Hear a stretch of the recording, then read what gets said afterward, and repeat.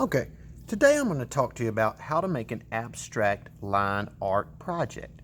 Now, with anything abstract, what you're looking at is making an image that's not really supposed to be anything, but it's more about just the shape and how the line moves.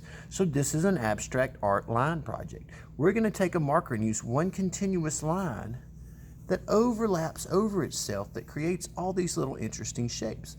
And then we're going to use 3 colors to help fill in our shapes with some color. Okay, so this is how we do it. First, you need a marker, a pen, or a pen. I like to use a marker and pen from the beginning instead of a pencil because with this we want to be really fluid with our line. So your first step is to actually get you a shape to color in.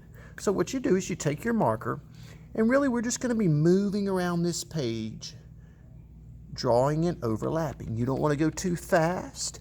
You don't want to go too slow either. We're not trying to totally fill the page. We just want to make some shapes. So as I go, this is what we're going to do. I'm going to start right here. I'm just going to kind of let my line go around. Make sure it loops over to cross one of the shapes. I'm going to let it cross back here. Maybe come up here. Let it kind of go around. Loop over into here. And really you're just trying to make some fluid kind of line and eventually end up where you started. Okay, that's an interesting shape. I like that. From there, you're going to take 3 colors. Now we're just going to keep it a simplified color palette. So today I've got a blue, I've got a red, and I've got a yellow. These are my 3 primary colors. So to do this, what you first do is you want to color in each one of these new sections or shapes that we made by overlapping. Okay. Now, let me do a little red right here in this one. As I'm coloring in, I'll tell you this. As you color this, you're going to want to try to make sure that 2 sections that are side by side, like this section and this section, don't contain the same color. So after I do my red and this one, I can go to my next one and I can choose either yellow or blue. How about a yellow? I get a little yellow here. We colored this one in yellow. Okay. Those 2 sections don't touch, so they're all right. So then my next section I could do right here would be blue. And you continue filling in that way as you go. All right. Now if I get to another section that maybe needs a little bit more color in it, let me get this little one in here. I encourage you, take your time to really color this in really nicely. I'm going pretty quick just so you get the idea, but really when you're making your artwork, take your time to really get your craftsmanship showing to make these look really nice. Now I've got a section right here. I've got some options. I can do a yellow or a red. Since yellow is close right here, I'm going to go to red just so that way I get some space in between my colors. Now let's see if I've got somewhere where I can make a mistake happen and show you how I can fix it. Okay. I got this colored in red. All right, so let's see what we could do.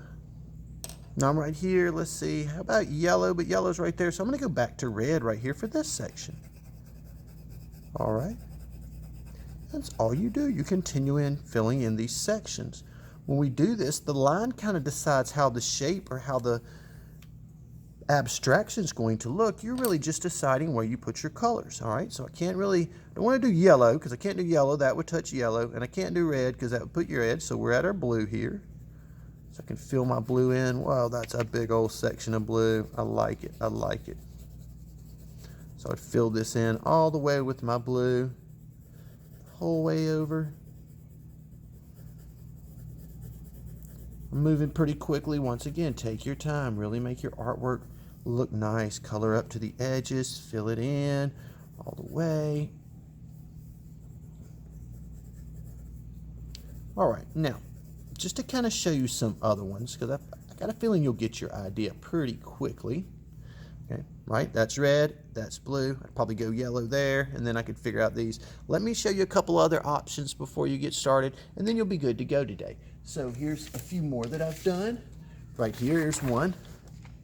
Completely different shape. Once again, you see the overlapping. Here I used really warm colors. Okay, colors like that you think about with fire. So I do have some red and some orange, and I've got this brown in here as well.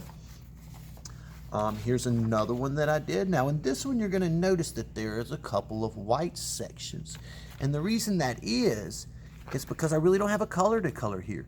Because here's red, so I couldn't do red. It also touches green on two sides, so I couldn't do green. And it also touches the orange I'll use. So if you run into that problem, you can simply leave it white there and it kind of adds an interesting shape. You'll see here's another one I did, except this time instead of using fluid lines, I used really sharp lines. And you can see that gives a different effect to the drawing as well. Once again, the white spaces that are in here are because it's surrounded. Look, this section touches red, blue, and purple. So since it touches all three of my colors, I can't add one in there. Here's another one just to kind of end it off here with some green and orange and yellow. Once again, you see the white section here that touches both green, yellow, and orange, so I had to leave it white. All right, good luck with yours. Don't be afraid to experiment. Sometimes I like to draw 3 or 4, maybe even 5 of these first to see which one I like the shape of, and then I go in and add my color. All right, see you next time.